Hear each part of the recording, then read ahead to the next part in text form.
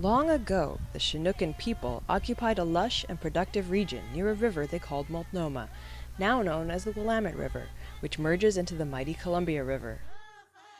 They were a proud and wealthy people for whom personal prestige was marked by displaying possessions such as big houses, canoes, jewelry, exotic trade items, slaves, and impressive stores of food. They acquired much of this wealth through sophisticated trading systems extending along the Willamette and Columbia rivers and into the interior of the Pacific Northwest.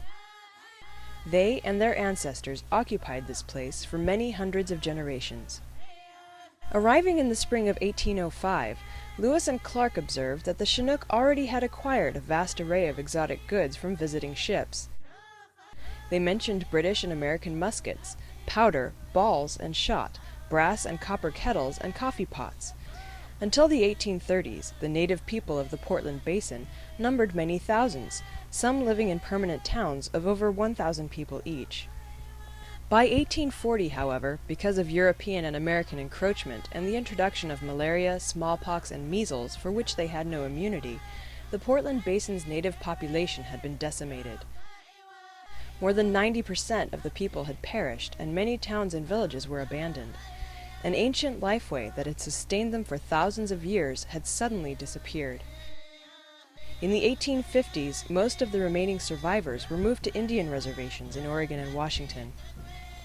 What was their ancient lifeway like? During the 2003 and 2004 field seasons on the North Lombard Street Overcrossing project in Portland, excavations alongside Columbia Slough are shedding some light on this important question.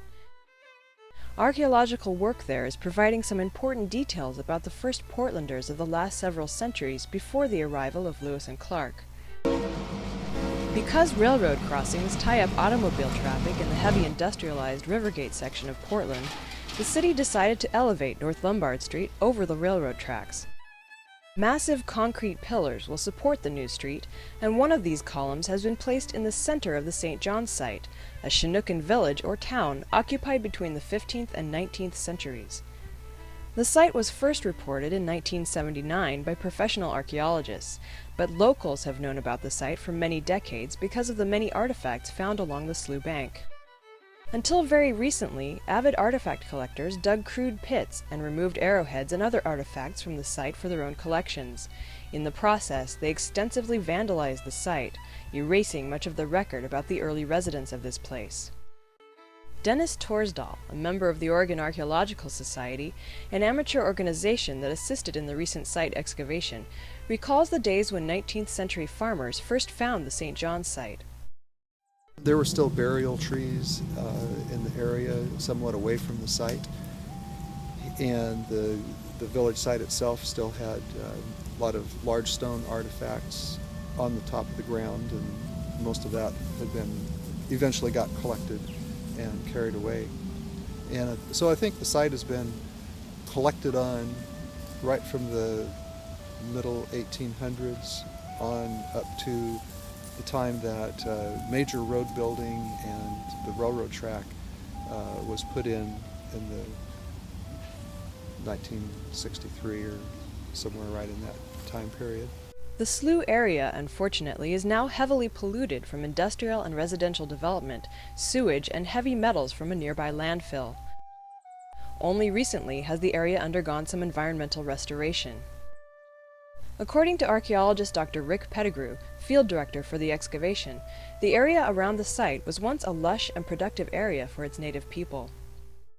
Now, prehistorically, people here had available to them a wide diversity of resources, particularly resources that come from the wetlands. On three sides of the site, we have extensive floodplain areas with sloughs, lakes, ponds, marshes. The kinds of resources that were here would have been huge amounts of water birds like ducks and geese, lots of fish of all different kinds, resident fish like minnows and suckers, as well as seasonal fish like salmon. They had vegetable resources, particularly wapato, which grows in shallow water environments and produces an edible tuber that was very abundant and easily collected. In fact, people here in the Portland Basin collected so much wapato that they had more than they could eat themselves, and they exported it upstream and downstream to other people in exchange for other things. So the people here had a very abundant environment, did not lack for food. And so the Portland Basin supported a very large population by native standards. Tens of thousands of people lived here. And some of these sites were occupied by over 1,000 people, some of these villages. This village, we have no idea how many people lived here, but chances are it was at least several hundred. We don't really have good direct evidence of that, and that's one reason why we're working here. Because federal funds helped pay for the road project, federal laws protecting archaeological sites came into play at this site. Complying with both federal and Oregon state laws, the City of Portland undertook a variety of environmental studies. The city's environmental contractor, CH2M Hill, asked Dr. Pettigrew and Seattle firm Cascadia Archaeology to investigate the St. John site and any other sites that might be affected by the project. After a preliminary test excavation, the project team decided to recover a sample of archaeological data from the affected site area before it was destroyed and forever lost to history.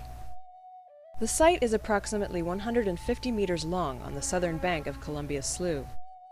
The St. John site was buried beneath a deep overburden, approximately between 7 and 10 feet thick, laid down in the 1960s during construction of North Lombard Street and the adjacent railroad grade. Before that, from the 1930s through the 1950s, the site was the location of a marina where people rented boats for cruising and fishing on the slough. The thick overburden contains a mixture of old bottles, rubber boots, carpet remnants, gravel, and archaeological materials from the prehistoric site.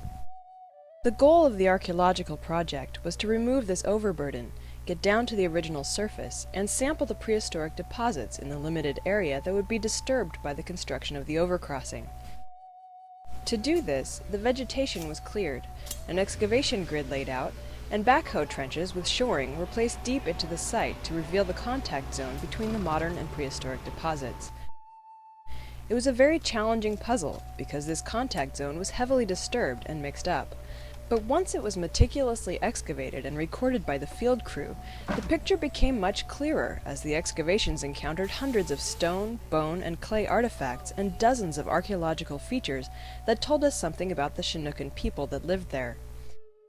From the beginning, it's been quite a mystery because we've had all sorts of historical materials in the upper levels combined with all sorts of prehistoric flakes and fully articulated points and a whole lot of other interesting things. And just yesterday, when we were coming down on this level here, we came upon two copper beads, which were basically copper plates rolled up into tubes and corroded like the color of the Statue of Liberty. The discovery of these beads was exciting because they date to the contact period between 1770 and 1830.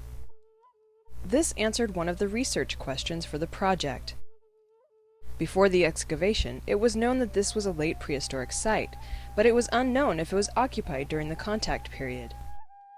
Most of the archaeological features at the site were pits dug by its residents. These pits were used for a variety of purposes, including hearths, storing food and household implements, and waste disposal. One goal of this project was to place these pits in a time sequence, to develop a picture of what went on here during the 400-year span of the site occupation. All right, hi, my name is Duck, and I've been working on features 4 and 14. And we first came upon 4, which is a concentration of fire-cracked rock. Pretty big, encountered it up here. These were all stacked, but as we get down, we find that there's no historics in it. It's not sorted, there's cultural material, so it appears to be some sort of hearth. We don't know, it's pretty big. It's got a lot of, the major constituent is the larger fire-cracked rocks. A variety of bone, antler, and clay implements were also discovered at St. John's, and these served a variety of utilitarian purposes. Bone wedges were used for splitting cedar planks to make houses and for a variety of other woodworking purposes. Interesting. Is that worked? I don't know, I'm excited. Oh my God. Yeah, that's smooth, polished. That looks like a bone wedge. It sure enough does. Look, it's got a flat facet here, and it's beveled down like that. So this, and it's got the groove in the middle. Yeah, it looks exactly. Yeah, it looks exactly. Yeah, it looks like a bone wedge. We are looking primarily or largely for evidence of houses. We think that there are houses in this site, but we need to find good, hard evidence of it. And so one of the reasons why we're here is to explore the area of that surface and find evidence of houses, which would be things such as house post molds, that is, places where there are posts in the ground that show circular pits. We're looking for wall lines, such as rows of plank molds, things like that. We're not going to find the wood itself. We're going to find the impressions that the wood left in the ground. So it's very difficult to be confident about such evidence until you have quite a number of those kinds of features to draw out and create a floor plan. What did these houses look like? During the rainy winter seasons, Chinookan people occupied oblong gabled roof cedar plank houses. Perhaps a row of houses once extended southeastward along the slough for about 300 feet, although this remains to be tested. Within a house averaging about 50 feet in length, several related families would live and work together, often around a series of centrally located rectangular-shaped fireplaces. Moving a plank in the roof overhead created a gap that served as a smoke hole. Careful excavations and a laborious and difficult drilling operation deep into the site's deposits revealed the extent of those deposits and what they contained. Perhaps most importantly, the excavators found traces of a house. The crew excavated a number of molds or impressions in the ground representing posts and planks that once supported the center of the house structure. Nearby, also along the main axis of the house, they found dramatic evidence of a central hearth, the main focus of household life. One of their excavation units caught the edge of a hearth box, about 4 or 5 feet long, that had been set into the floor of the house, revealing it in profile. These were often found in the center of Chinookan homes where families gathered to cook, eat, socialize, and tell stories. The end of the excavation left the crew with unanswered questions about the lifeway of the first Portlanders. The land around Columbia Slough 200 years ago was an ecologically complex and productive environment that now has largely disappeared. Imagine a far different setting, only a few generations old, and ask what purposes did all of the pits serve? How large was the plank house, and were there more than one? Since Wapato was such an important plant food resource and abundant all around the site, was this place a Wapato trading emporium? How many people lived here? Did they occupy the site all year round or move to other places in the summer? Did disease force them to abandon the site even before Lewis and Clark arrived? What were the relationships, if any, between these Chinook and the Europeans and Americans? Where did they get their traded copper and other prestige items? These questions and others are the subject of ongoing research. The project archaeologists are studying the evidence recovered from this site and comparing it with other sites from the same period. The outcome will be another big step in the progression of our understanding of the first people of Portland. The archaeology at the St. John site also has helped to bring the recent past alive for modern Native American people whose ancestors once lived along the banks of the Willamette and Columbia rivers. Protection, and when necessary, excavations of these rare sites will ensure that their heritage is respected and preserved.